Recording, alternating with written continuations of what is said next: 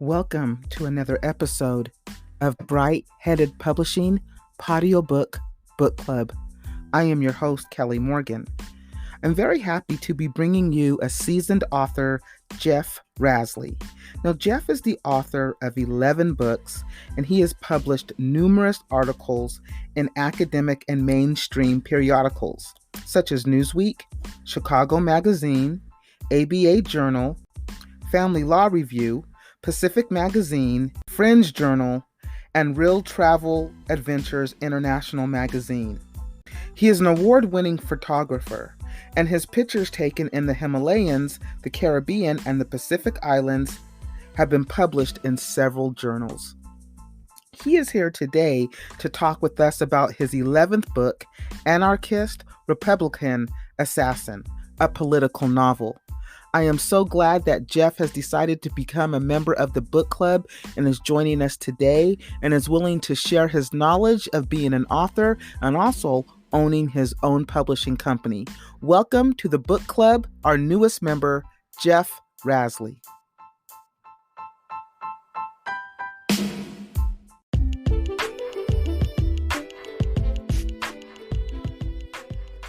Jeff, thank you so much for being on the podcast and being a part of the book club. How are you doing today? Well, thank you very much for having me. I'm doing well. It's kind of chilly here in Indianapolis, but it is winter, so it should be chilly. Yes, it should be chilly. I'm really excited that you've decided to join me today because you are one of the more seasoned authors that I've had on the podcast. You have written 11 books, which is an accomplishment within itself. So congratulations to you. When I had a chance to kind of look at your portfolio of books, they seem to be on all types of different topics. You have a fascinating background. And so tell me your journey to becoming an author. Did you always know that you wanted to be an author? Well, sort of.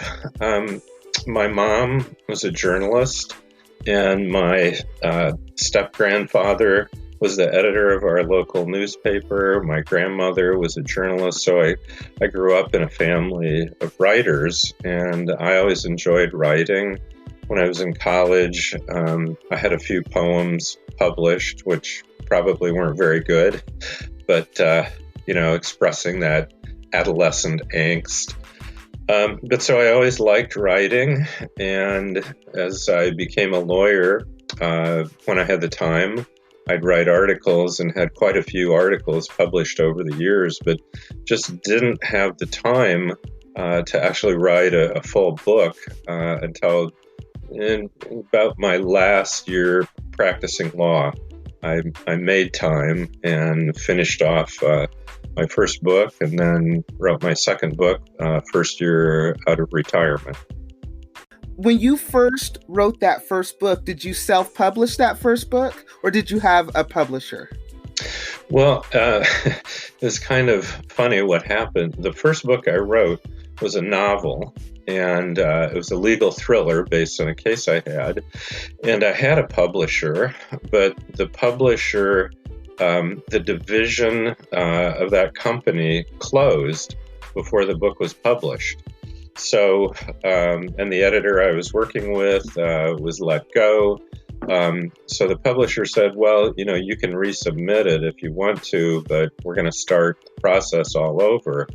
And by the time that happened, I'd actually started working on a second book, and I was so disgusted with that experience. I put that book on the shelf, and my second book was published by a traditional publisher out of San Francisco.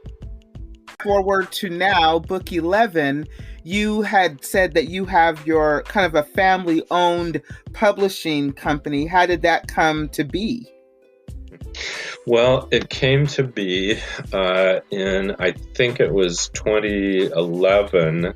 My wife, who actually had many more books than I had published at that point, had some bad experiences with agents and publishers, and I'd had a couple bad experiences with publishers as well.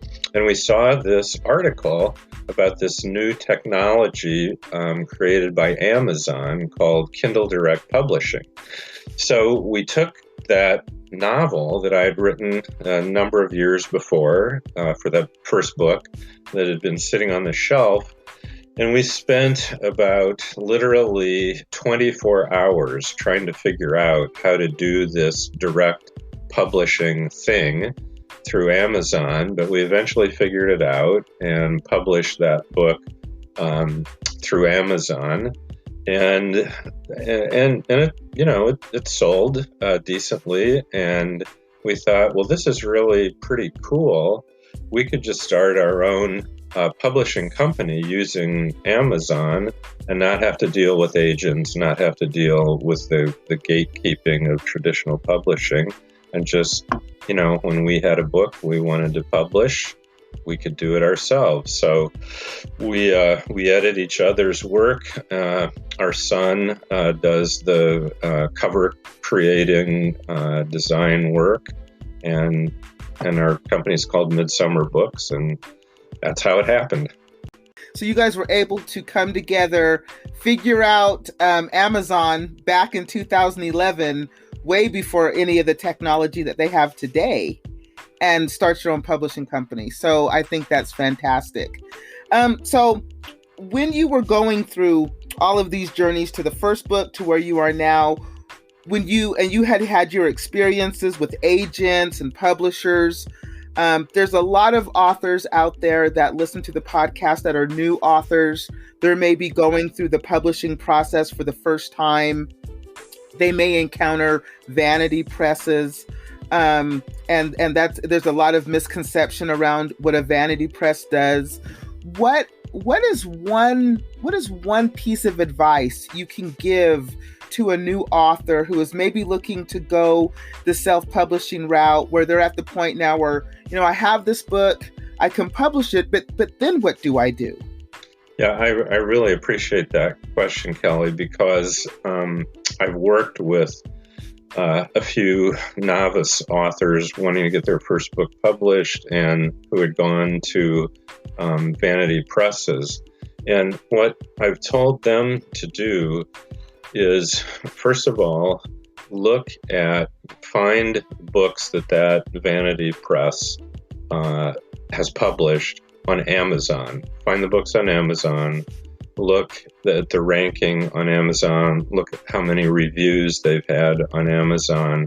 And what you're typically going to see is nobody's reading those books. Nobody's buying those books. And vanity presses, I consider sort of vultures preying on writers who are desperate to get published and feel like, I need to have a publishing company behind me. If I just direct publish myself through Amazon, there's no company name or anything, it's not really legitimate. And what I would say to somebody in that position is, first try to find an agent and a traditional publisher that's legitimate, but set a certain amount of time that you're willing to spend on that effort. And after you've spent that time, if you've been rejected by a number of agents and you've tried submitting to publishers directly and you've been rejected by a number of publishers, don't give up. Use the Amazon or the Barnes & Noble or both and publish yourself. And you can even, like we did, create your own publishing company if you really feel like you have to have a publisher. Become a publisher yourself by creating a company. But I don't think you should just give up and go to a vanity press, because most of these companies charge thousands of dollars to the author. And you end up with a whole bunch of books in boxes in your basement, and you're out several $1,000s. And they don't, despite some promises they might make, they don't really make much of an effort at marketing and selling your book. Now, I can't say I've checked out every vanity press out there. There may be some that that really are legitimate and really do help authors not only publish but sell their books, I have not encountered any. Yeah, me neither. And I've talked to a lot of authors, and I don't know about every vanity press out there, only the situations that they shared with me. But I like what you said about not giving up, because you will get a lot of rejections. And that doesn't mean that there's not an audience for your book. That's not what that means at all. So thank you for that. So with that being said, I would love to get into book number 11. And I know that when we had spoke that this book was set in really present time with the things that are going on in the world today. I kind of thought it might be more like a thriller. Is it more like a law kind of legal thriller? Well, there's courtroom drama in it, and there's a main character and then a secondary character, and the book is almost entirely focused on these two characters. And the second character is a lawyer, a young woman, ACLU lawyer who's kind of a legal crusader, and the other character is a guy who was an established, very successful businessman and very active in the Republican Party, who is driven crazy by Donald Trump. He feels like the Republican Party and Donald Trump have betrayed everything he believed in and devoted lots of money and time and effort to Republican politics. And he does some things that he ends up in prison. And so the book opens with him in prison meeting his young lawyer for the first time. And then through their conversations, he relates to her his story of how this happened. And it actually goes back to when he was 18 years old. And he's now 70. So there's this long personal story that he tells her, and she comments on, and then there's some scenes where she leaves the prison. But it's mostly the first part of the book is their conversation, and then she finishes after spending 3 days every day with him, interviewing him, of leaving to try to handle her case. And then it shifts to the sort of the courtroom drama part of the case. And then it goes back to the prison where he is. And the sort of mystery of it is, what did he do? Which it takes quite a while before that's revealed. And then it's he wants his story to be told to the world, and it turns out the government is suppressing not only his story getting out, but they've put a gag order on the case, so the trial won't even be a public trial. So then the challenge of the lawyer is how to fulfill this commitment she's made to him to get his story out, which is it's kind of weird in the sense that it then becomes a meta commentary on the publishing world. How do you get a story out nowadays, and when that story has been banned by the government? So how did you come up with the idea for this book? And based on this man going crazy by Donald Trump, it's really set in present time. But how long did it take you to kind of formulate the idea and then start to put it onto paper? Yeah, this book came to me and was completely written more quickly than any other book I've written. This has never really happened before exactly. but I was writing it almost as events were unfolding. I started writing the day after the George Floyd protest movement started. And that is what really inspired. I was so angry and upset about that. It sort of inspired the book, even though the book seems like it doesn't really have anything to do with the George Floyd murder and the BLM protests and so forth. It actually does. And that I have to give away too much to explain exactly why, but this 70-year-old white guy, Republican, establishment, multimillionaire businessman, actually has a relationship to that movement. So that's what inspired the book. And it was literally writing things into the book like a day after they had just happened.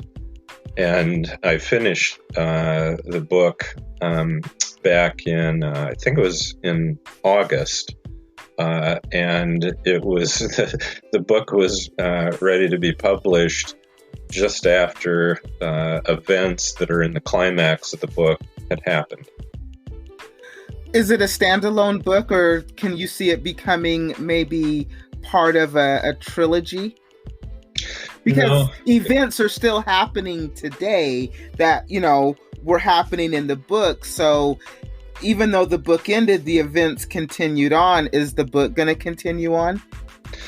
I don't think so. The issues that the book raises in terms of political commentary and criticism of our current situation, I've written several articles that have been published since the book was published that take those issues on directly, as opposed to doing them through fiction, which is, it's a fun and interesting challenge to try to make meaningful commentary on current events through fiction. I had done that really just once before, which was that very first book I wrote, which was a legal thriller. But even that was different because the issues it was concerned with were sort of global, universal issues that have always been there and always will be there. Whereas this book was, right on. I mean, in this historical moment that we're in, the characters were living in the world that we were living in just a few months ago. It sounds like when you wrote this book, it came to you very easily and you wrote it very quickly. But do you ever find yourself maybe suffering from what some would maybe call writer's block? And if so, how do you overcome that? Yeah, I didn't have that problem with this book at all, which was wonderful because, I've experienced what's typically called writer's block, but it's never been a significant problem for me. I developed a long time ago a technique on how to deal with that. And it's a very simple technique. If I'm feeling like I'm just kind of stuck on whether it's a book, an article, whatever type of writing project, I'm just feeling stuck on it, I force myself to write one more paragraph. Like, you have to write this paragraph. You've got to finish a paragraph today. And that's all. If just one paragraph. And then the next day, and if that's all I could do, okay. The next day, what I would do is I'd go back and I would work through however much I had written up to that point, editing, rewriting, whatever. And every time when I'd get to that new paragraph I'd written, I would find something I want to change or I want to add. And all of a sudden, the spark is there and I can move on. And usually when I force myself to write that one paragraph, more follows.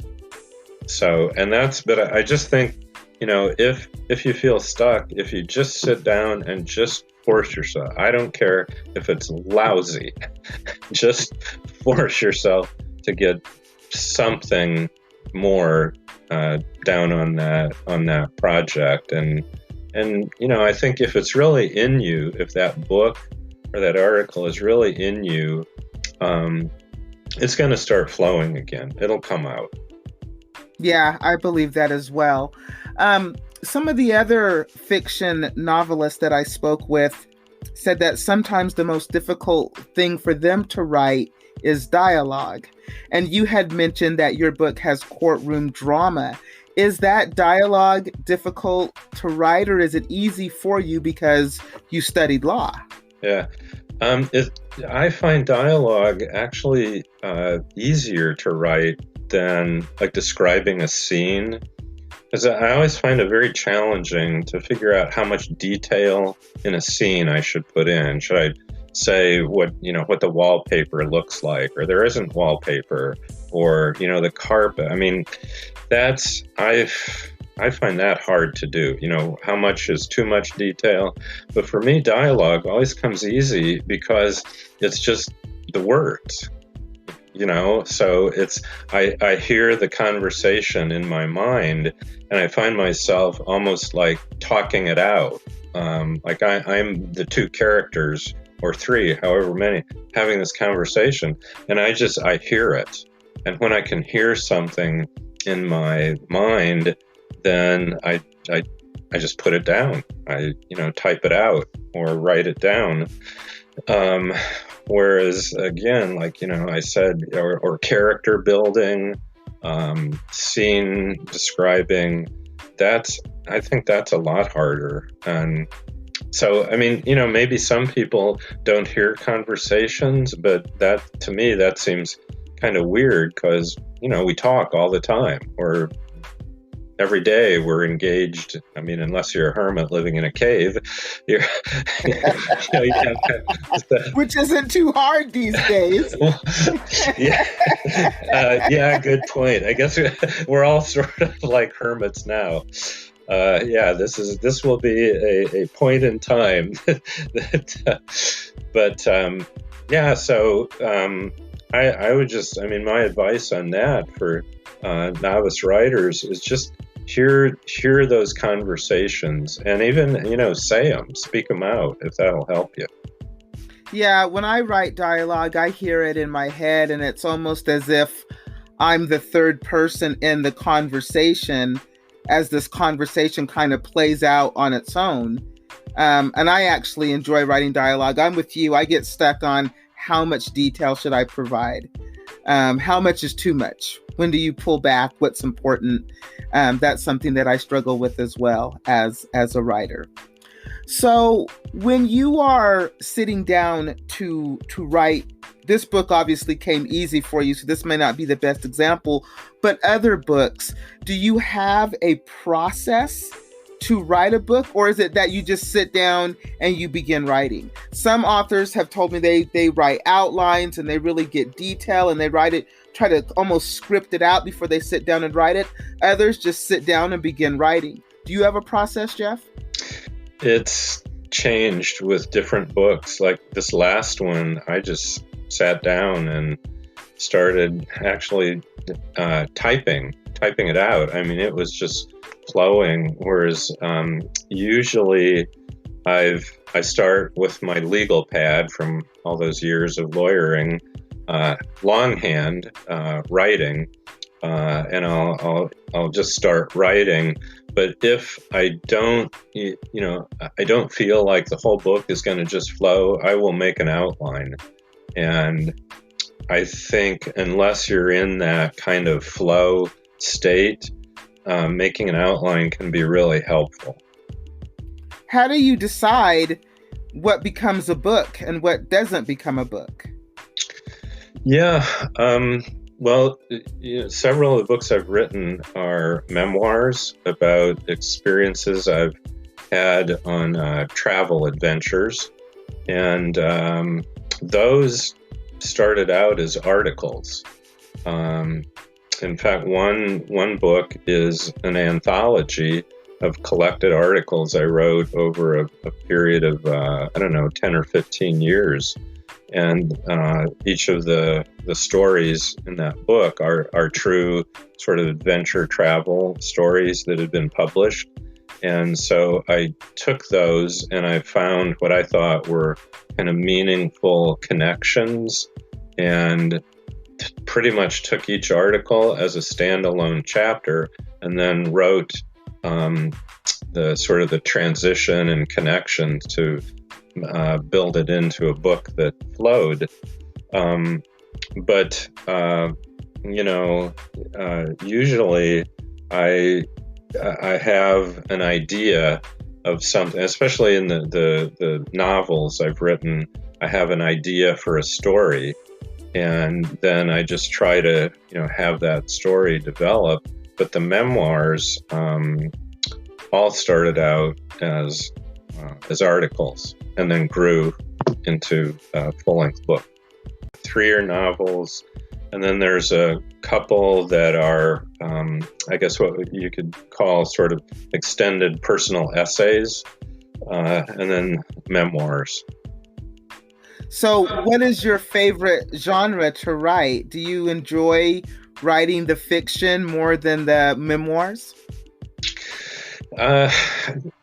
Not really. I mean, I like them both. The memoirs I've written because I had an experience or a set of experiences that were really valuable to me, and I thought if I could explain not just what happened, but what meaning I've gained from these experiences, I could offer meaning to, almost like as a teaching device, but on a spiritual, philosophical, kind of creative life level to other people.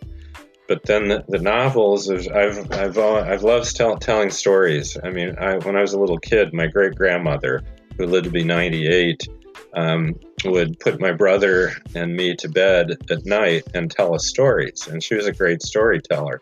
So I think maybe it started with that, and I loved when my kids were little, telling them bednight stories, continuing that generational tradition. So they're very different in the sense that fiction is a story. You can say whatever you want to as long as it makes sense within the context of your narrative. Whereas in nonfiction, you're trying to tell the truth in terms of the facts. Every event that you relate and the characters you describe, it's based on your perception of reality. And so the challenge there is you're kind of, you're stuck with the facts, but you want to make these facts interesting and you want to get it right, but you also recognize it's subjective, other than if you're using data. But describing an experience or describing other people, it's subjective, but it's your truth. Whereas in a story, the challenge is creating a whole universe, a whole world, which I think that's more difficult. Sometimes creating an entire world and everything in that world can be incredibly difficult. So I would agree with you. So you had mentioned early in the conversation that at one point in time you decided to start your own publishing company, and you do it yourself, you and your wife and your son. It's family owned. But how do you market the book? That's the eternal dilemma, challenge of small publishers, self-published authors, and I can't say that we've come up with a very good answer to that question. I mean, I can tell you what we typically do. And if you let me, I'll tell you a really kind of ironic thing that happened with this last book. But so typically, book is finished, book is available, and we send out a blast email. I have an email list of about 4,000 people. And these are people that, friends, family, former clients, people I've encountered. And I try to be very diligent about keeping emails of anybody I encounter who I think might have the slightest interest in a book, or maybe they don't even have any interest, but you're in my list, you're going to get an email about my latest book. So that's step number one.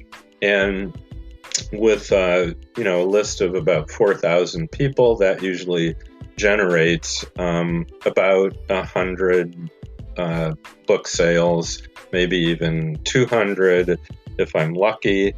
And then that's kind of the jump start. And then the real challenge happens next, which is to use social media. So I use my own social media, Facebook, Twitter, LinkedIn. And then the next step is to decide whether it's worth buying ads on social media, on Facebook, Twitter. And I've also experimented with Google. So I've experimented with ads on the main social media platforms. And I have to admit, I don't feel like I've been very successful. And I don't know if I'm just not very good at creating the ad or what it is, but I really, every time I've done a paid for social media campaign, I come away disappointed in the results. You had mentioned that you had something ironic about this book. Was that something to do with social media and the marketing? Yeah. So, like I was telling you about the book, that the sort of the ultimate goal of the two characters is to get the main character's story out to the wider world. And his ulterior motive for wanting to do that is to try to help defeat Donald Trump in the November 2020 election and get Joe Biden elected. And so that's these two characters, through their conversation start talking about how they can do that, or can they do that because of the gag order of the court.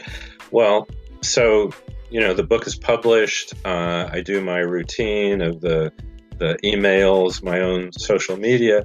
Then I move to the paid social media ads. And shock, Twitter, Amazon, and Facebook all banned advertising of this book. Wow! Oh, because of the perceived content. Exactly. I appealed through Amazon. I spent weeks going through this appellate process. And very interesting, everybody that responded, no matter what level, from the lowest to the highest on this appellate process within Amazon, had Indian names. So I think they were in India. But anyway, which I every now and then I would say something like, maybe you don't understand the political situation in the United States. And I would never get any response to indicate that these were not U.S. nationals. But the reason I thought it was important is because I wanted them to understand that although this book had political content, it was fiction. It's like, this isn't the same as John Bolton's book saying that Trump was a liar and incompetent. This is right. A fictional portrayal of somebody who hates Donald Trump. And so it blew my mind that, oh my God, in the 21st century, my book is being censored, because the reality is Amazon would sell the book. That book is available to sell through Amazon, but it could not be advertised on Amazon. And in fact, I had an exclusive distribution agreement with Amazon. So Amazon was the only place I could distribute. I couldn't distribute it through Barnes and Noble because of this exclusive agreement. And so now I'm stuck with this exclusive, and they won't advertise it. They won't let me pay to advertise it. It was like, this is a Kafka-esque weird thing I'm caught in, and especially given the irony of the book is about somebody trying to get a story out. So how long is that exclusive agreement with Amazon? Is that like a year or something? I think it's either a 90-day or a 120-day renewal. It's called the Amazon Select program. So once the time is up, I could, but I can't Twitter and Google, and Facebook and finally BookBub. So I went to BookBub and I actually got one ad out on the book through BookBub. And then, I ran it for a week, and then I was going to do another one, and then they caught it, and they banned advertising that book on BookBub. And the election is over, right? So, now what's the problem? But I said, it's polarizing, it's offensive, so. That is ironic. Well, I hope that you're able to really start marketing the book. Jeff, I thank you so much for spending the time to speak with me today. Like I said, you are a very seasoned author with 11 books under your belt in your own publishing company. I always like to ask people to leave us with something, some wisdom or inspiration that you can give an author who is maybe, like I said, just starting out or really trying to figure this out and maybe is thinking about giving up. But when they hear that you've got 11 books, maybe they're inspired. What can you leave us with? If you had to give us one piece of advice, what would that be? Well, first of all, I want to thank you, Kelly, for what you do for aspiring authors. I think this is, it's really great that you care and are helping others in our craft. So the sort of the fundamental advice I would give, I guess, is kind of just repeating what I said before, which is if you have a book in you, just sit down, stay disciplined, keep working at it, and you'll finish it. And then don't give up if the gatekeepers of agents and traditional publishers reject your work. That doesn't mean it shouldn't be published. So try it. But if that doesn't work out, just figure out how to do direct publishing. And if you can't figure that out yourself, there's lots of people out there like my wife and me who will help people through the process for a relatively small amount of money, much less than Vanity Press's cost.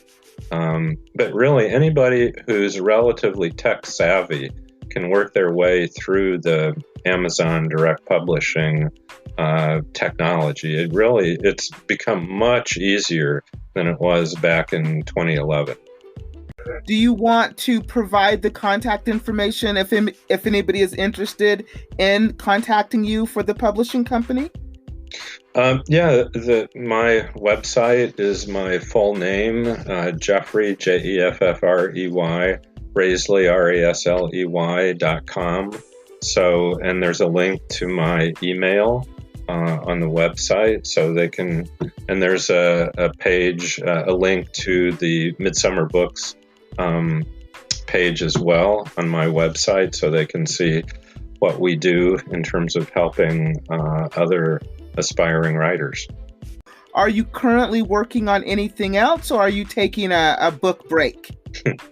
Yeah, I'm taking a book break, but I have an idea that has just started percolating within the last couple days. But I've had, I think, 4 articles published since I finished that book. So I've been I've been kind of focused on continuing in the mode of sort of political writing. And so I've written some articles. So my laptop has not gone unused. Well, Jeff, thank you so much for coming on the podcast and being a part of the book club. You are now an official member of the book club, and that means that you are welcome to come back at any time. So if that 12th book, once you get that 12th book out there and you want to come on the podcast and talk about it, you are always welcomed.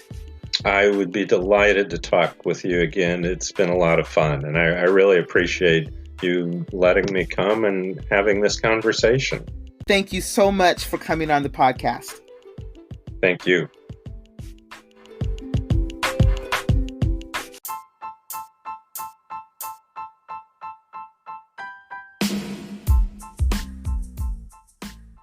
Thank you for listening to Bright Headed Publishing Audiobook Book Club. I have been your host, Kelly Morgan. We just wrapped up with seasoned author Jeff Rasley. He talked about his book, Anarchist, Republican, Assassin, a Political Novel. He also shared his knowledge on what it's like to own his own publishing company and some of the things that he goes through too as an author and a publisher. If you would like to be a member of the book club and be on the podcast, it's really easy. Just email me at brightheadedpublishing@gmail.com. Again, that's brightheadedpublishing@gmail.com. We're looking for authors of all genres, and guess what? You don't even have to be published. Thank you so much for listening to another episode. Until next time, keep writing.